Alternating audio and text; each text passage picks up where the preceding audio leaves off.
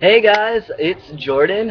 Today is May 17th, and I am not early, I am not late, I am exactly 10 months on testosterone. So the topic I would like to discuss for this video is dysphoria.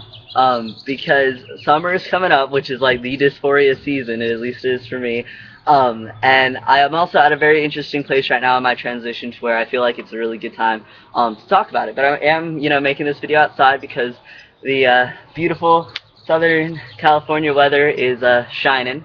And so, yeah, we'll go ahead and get started. So my personal experience with dysphoria, pre-testosterone, I definitely had my dysphoric days. You know what I mean? Days where, in all honesty, it was pretty crippling, and I wasn't able to focus on really anything else. Kind of in an obsessive compulsive way. That dysphoria can really, get in there deep. I, of all people, know that for sure. But I was pretty lucky in that I passed relatively well, even pre-testosterone. And of course, as soon as you start hormones, those first drops and everything, I mean, you just feel on top of the world, or at least, I did. Um, I would say the most difficult part for me in my transition in dealing with dysphoria occurred around, I would say, like 4 to 6 months on testosterone, because I felt like even though I was making these, these progressions and, this progress in transitioning, that there was somehow this chasm between me and a cisgendered male. And no matter what I did, maybe I could narrow that chasm, but I was always going to be somehow less than, and I would never, really be completely equal to a cisgendered male. And I was talking to my gender therapist about it, and she made the interesting observation of perhaps that I was mourning my, the childhood I never got to have as like a little boy, growing up and everything, which I thought was really, really interesting because as I shared in my how I, figured out I was trans video, I had like all male friends growing up, and at least for me and my personal experience, I feel like to some extent I did get to grow up as a little boy, because when you're 5, 6, 7, nobody cares and everyone treats you the same. It's when puberty hits in middle school, everything gets all weird. But I don't think anybody really enjoys middle school, in all honesty. I don't think that cisgendered people and straight people and whatever else, I don't think anybody enjoys middle school. But I mean, maybe people love middle school. I don't know.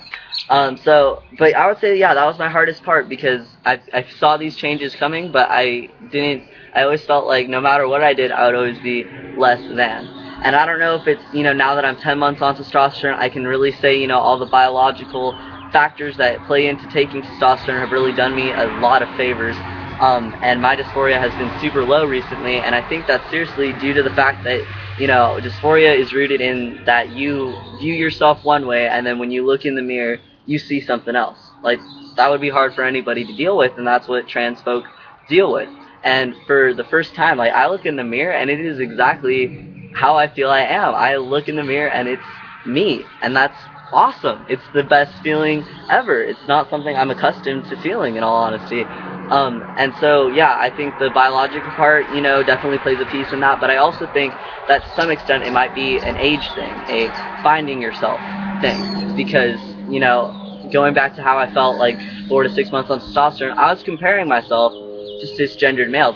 And the other thing that you can get caught up in is I was comparing myself to other trans guys, but who were farther along in their transition. And I thought, I'm never going to be as manly as them, or and just that kind of talk and that kind of thinking is backwards, in all honesty. There are probably some trans guys who aren't even on testosterone who might be manlier than me, or more of a man than I am.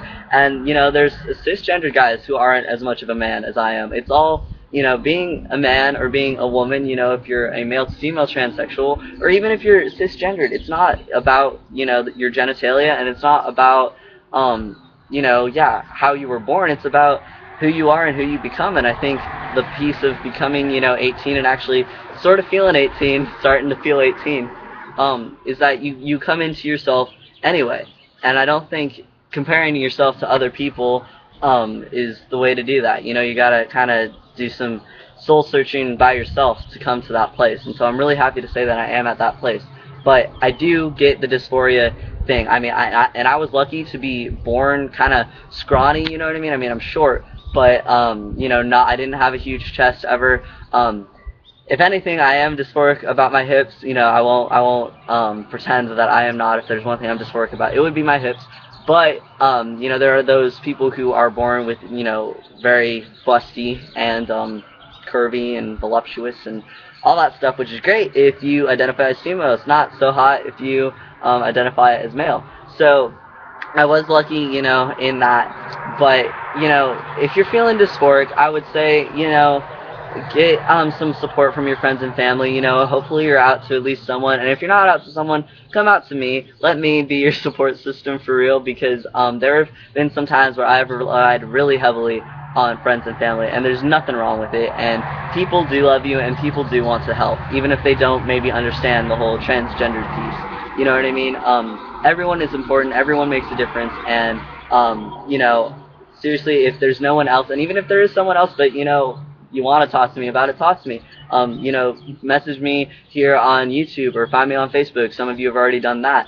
And I apologize to anybody who has actually inboxed me using YouTube, because I just figured out how to use it. So, but now I know how to use it, and so now there's no excuses.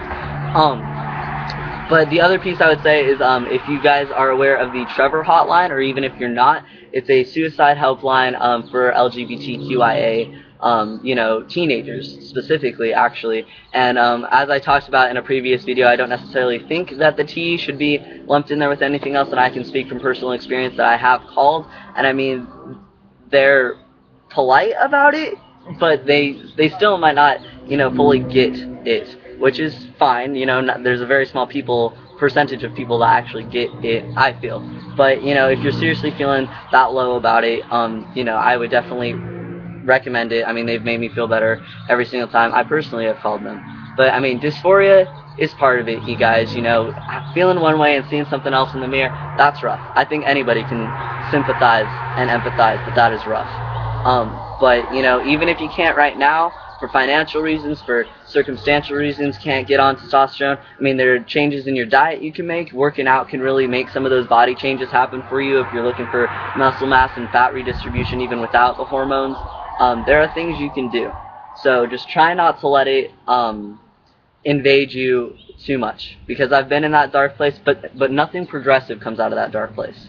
You know what I mean? And you know, being transgendered is about that transition, it's about that journey, it's about moving forward, it's about knowing who you are and working to make that, you know, what other people see, and having you yourself be comfortable. So that's just a little bit about dysphoria that I thought I'd share, you know, my personal experiences and everything. As I said, please talk to me, you guys, if you have no one else to talk to, and even if you have someone else to talk to, I would love to connect with you guys, even more so than I already have. And I will be kind of releasing like a 3-part video coming out here pretty shortly. Sorry, I keep looking. I have a friend that's going to pick me up. We're going to go out to lunch. But it's going to be about dating, because for once I am single, and for once, maybe for the first time ever, I am happily single, which is an excellent time to talk about dating, because otherwise I would be biased. So I'm going to talk about what it's like to date a lesbian as a trans guy, what it's like to date a bisexual as a trans guy, and what it is like to date a straight girl as a trans guy. So look out for those, you guys. I might even post them today. I don't know. I might get on a video happy, like, you know, spree. Who knows? But I hope everything is going well for you guys.